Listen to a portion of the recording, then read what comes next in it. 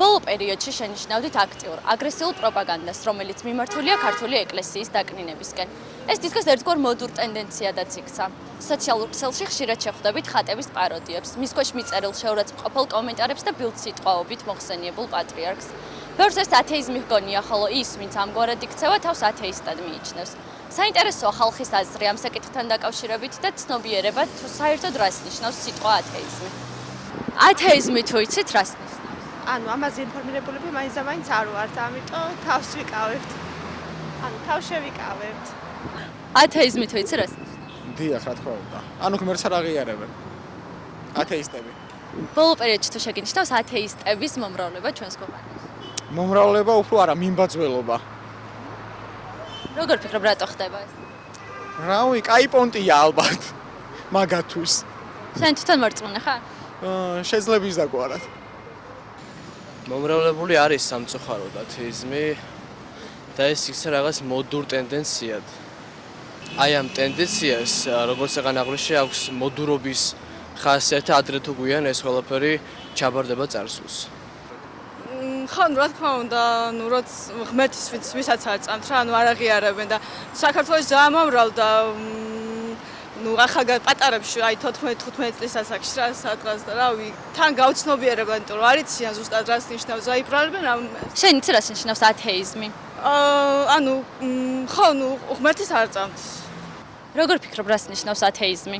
ათეიზმი, როგორც მახსოვს, არის რომ არაფრის არ წამთ. არც სხვა რელიგიების არ წამთ.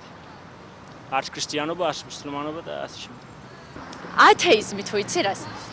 კი, როცა არ გჯერა ღმერთის. ათეისტებზე ვერაფერს გეტყვით, მაგრამ იეღოვა რომ მომრავლდა ეს ფაქტი. ათეიზმი ყველა პერიოდში იყო მომრავლდება, დღეს მით უმეტეს. როგორ ფიქრობ, დღეს განსაკუთრებით რატო? დაშორდა ხალხი ღმერთს.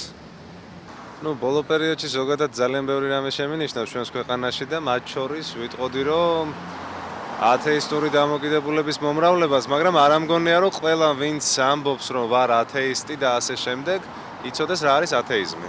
თქვენ როგორ ფიქრობთ, რა არის ათეიზმი? ათეიზმი არის ღმერთის აბსოლუტური არ რწმენა, ღმერთის არარსებობის რწმენა, ის რომ ღმერთი არ არსებობს, როდესაც ამის გჯერა. და როგორ ფიქრობთ, რომ ვინც არ იცის რას ნიშნავს ათეიზმი, რატომ იბრალებს რომ ათეისტია? იცით, მოდა ბევრ რამეს განსაზღვრავს. შესაძლოა გარკვეულწილად ეს მოდაში იყოს და გარკვეულმა კატეგორიამ ეს მოდის გამო აიტაცოს. ამას რა თქმა უნდა თან ერთვის უცოდინრობა. როდესაც მოდას მიყვება ბრმად ადამიანი, ამას უკვე უცოდინრობა ქვია და ესე ვთქვათ, ბრმად მოდას აყოლა.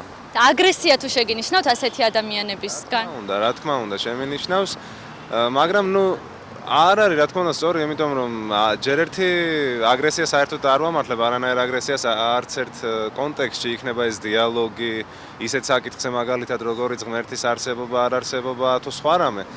და აგრესიაც ჩემი აზრით რაღაცების ნაკლებობისკენ, პირველ რიგში ცოდნის ნაკლებობისკენ იგვითითებს ალბათ.